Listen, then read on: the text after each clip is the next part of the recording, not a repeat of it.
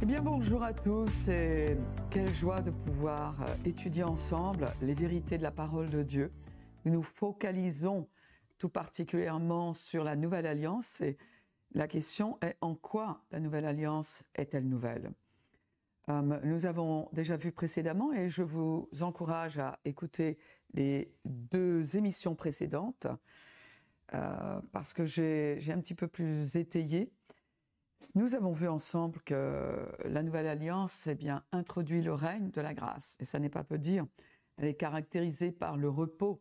Nous nous reposons de ce que Christ a fait pour nous. Nous nous reposons dans la foi. Par la foi, nous recevons tout ce qui nous a été procuré. Et il ne s'agit pas de recevoir quelque chose que l'on invente. Non, tout simplement, il s'agit de recevoir ce qui nous a été acquis, ce qui a été payé par Jésus-Christ. Et il s'agit de se réjouir de la nouvelle naissance qui est la nôtre et de vivre selon cette créature nouvelle que nous sommes en Christ aujourd'hui. Nous avons également vu qu'un point assez intéressant, je trouve, c'est que la nouvelle alliance amène une prédication qui est différente, amène à entendre des choses qui sont différentes. Nous avons compris que le fait d'entendre parler de la loi endurcit le cœur, nous fait perdre la tête, nous rend dur d'entendement, stupide, dit une version de la parole, paroles qui sont sorties de la bouche de Paul. Et j'aimerais, à vrai dire, vraiment mettre un petit peu l'accent là-dessus. Les prédicateurs de l'Ancien Testament, dans le sens que les prédicateurs qui prêchent la loi, qui prêchent le faire, au lieu de ceux qui prêchent le c'est fait, entrer dans le repos, eh bien, les prédicateurs de l'Ancienne Alliance, de la loi, focalisent sur vous, sur ce que vous devez faire pour plaire à Dieu.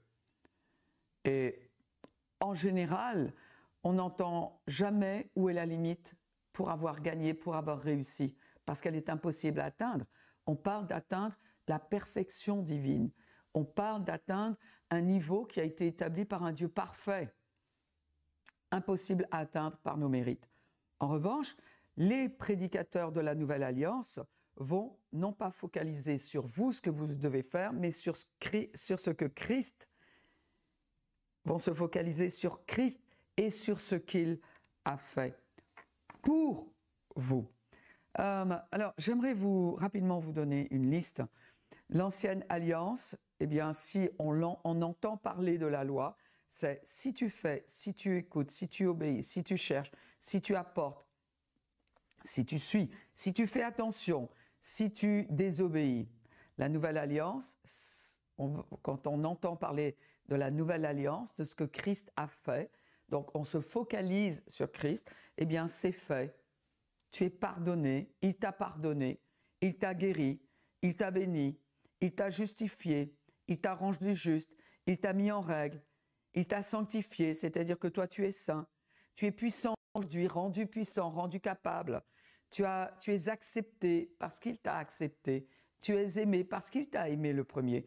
Donc la prédication est complètement différente.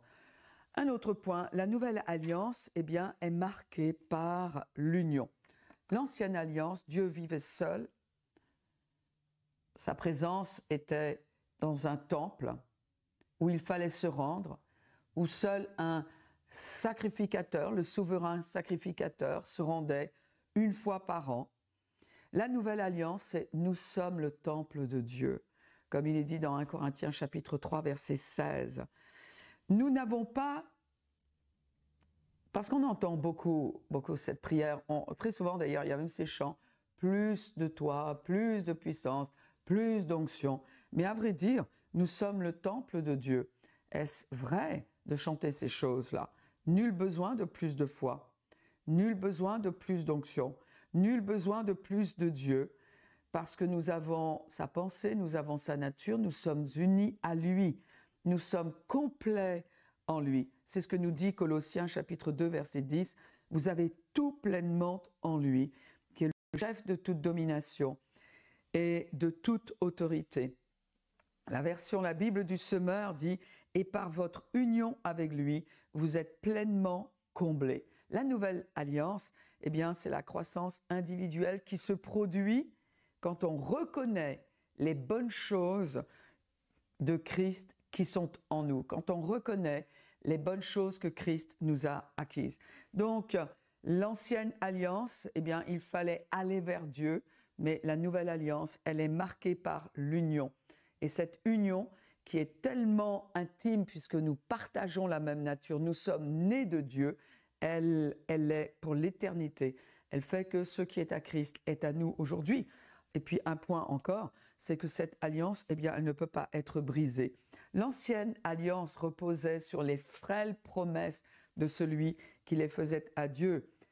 Frêles promesses que personne ne pouvait tenir et que l'on brisait encore et encore. Oui, mais je te promets, je ferai mieux, etc. Impossible de les tenir. La nouvelle alliance repose sur les meilleures promesses de Dieu lui-même.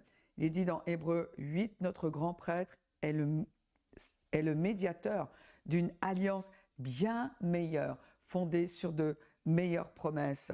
La nouvelle alliance, c'est Dieu qui dit « je, et je tiens parole ».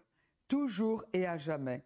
L'ancienne alliance, on aimait Dieu et on pardonnait aux autres si on y arrivait parce que c'était un commandement. La nouvelle alliance, on aime et on pardonne car le Père, Jésus, nous a aimés le premier et nous a pardonné. L'ancienne alliance était entre Dieu et Israël. La nouvelle alliance est entre le Père et le Fils.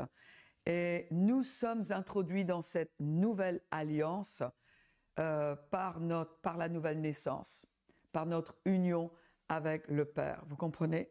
Donc c'est complètement différent. L'ancienne alliance, on était bénis si on réussissait à bénir. Aujourd'hui, nous sommes bénis parce que Christ a obéi. Ainsi, notre salut est sécurisé. Nous le comprenons bien, car c'est Jésus qui nous a sauvés et qui nous garde. Et évidemment, je vais terminer en précisant que cette nouvelle alliance, l'ancienne alliance révélait notre cœur. Elle révélait le cœur de celui qui cherchait à mériter les bénédictions.